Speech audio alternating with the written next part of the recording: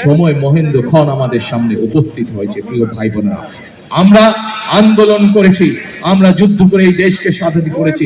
প্রিয় ভাই বোনেরা, আসুন আজ আমাদের এই সামনে যে মহেন্দ্র ক্ষণ উপস্থিত হয়েছে, এটিকে আমাদের দেশ এবং দেশের মানুষের কাজে ব্যবহার করতে হবে, দেশ পুনর্গঠনের কাজে ব্যবহার করতে হবে, দেশের মানুষের ভাগ্যের পরিবর্তনের কাজে ব্যবহার করতে হবে, দেশের ভাগ্যের পরিবর্তনের কাজে ব্যবহার করতে হবে। প্রিয় ভাই বোনেরা, আজ সেজন্যই আমরা এমন এক যে মানুষকে, তুলির মতন এমন এক যে মানুষকে আজ আমরা আপনাদের কাছে তুলে দিয়েছি, ধানের শীষ তার হাতে তুলে দিয়েছে, যেই মানুষটি বুঝে মানুষের বেদনা কি, যে মানুষটি বুঝে মানুষের কষ্ট কি, এমন একজন মানুষকে আজকে আপনাদের সামনে আমরা দিয়েছি, এমন একজন মানুষের কাছে আমরা ধানের শীষ তুলে দিয়েছি, যে কিনা মানুষের কষ্ট বুঝে, দুঃখ বুঝে, বেদনা বুঝে, আপনজন হারানোর কষ্ট বুঝে।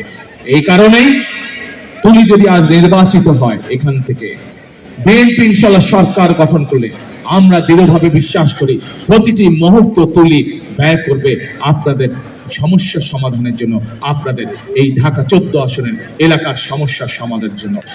প্রতিটি মুহূর্ত তুলি ব্যয় করবে মানুষের বিপদ আপদ থেকে মানুষকে কিভাবে রক্ষা করা যায়, মানুষের পাশে কিভাবে থাকা যায়, সকল কিছু বিবেচনা করেই আজ আমরা তুলিকে এই আসন থেকে ধানের শীষ তুলে দিয়েছি। প্রিয় ভাই বোনেরা, তুলির হাতে আমরা ধানের শীষ তুলে দিয়েছি। কেন তুলে দিয়েছি আপনাদের সামনে আমি তুলে ধরলাম।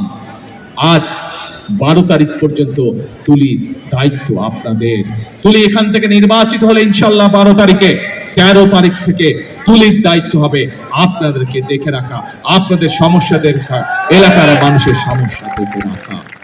প্রিয় ভাই বোনেরা, এতক্ষণ আমি আপনাদের সামনে আমার দলের পরিকল্পনার কথা বললাম।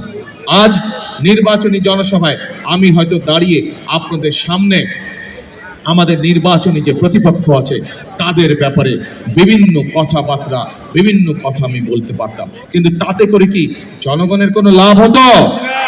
জনগণের লাভ হতো না। জনগণের দরকার পরিকল্পনা, জনগণের দরকার প্ল্যান, জনগণের দরকার কর্মসূচি। যে পরিকল্পনা, যে প্ল্যান, যে কর্মসূচি জনগণের ভাগ্য পরিবর্তন করতে পারে, সেই পরিকল্পনা দরকার। এবং বিএনপি একমাত্র দল, এই মুহূর্তে বিএনপি একমাত্র রাজনৈতিক দল যাদের কাছে সেই পরিকল্পনা, সেই কর্মসূচি, সেই প্ল্যানিং রয়েছে। আমরা এমন কিছু মানুষের কাছে বলতে চাই না যা মানুষের আওতার মধ্যে নয়। আমরা আপনাদের কাছে সেই প্রতিশ্রুতি দিতে চাই যেটি করার তৌফিক আল্লাহ মানুষকে দিয়েছেন। যেই তৌফিক আল্লাহ মানুষকে দেননি, আমরা এমন কোনো প্রতিশ্রুতি আপনাদের সামনে উপস্থাপন করতে চাই না। প্রিয় ভাই বোনেরা, সেজন্যই আমরা বলেছি বিএনপি সৃষ্টি হওয়ার পর থেকে এই দেশের মানুষের পাশে বিএনপি ছিল। এই দেশের মানুষের সুখে দুঃখে বিপদে আপদে সকল সময় বিএনপি ছিল।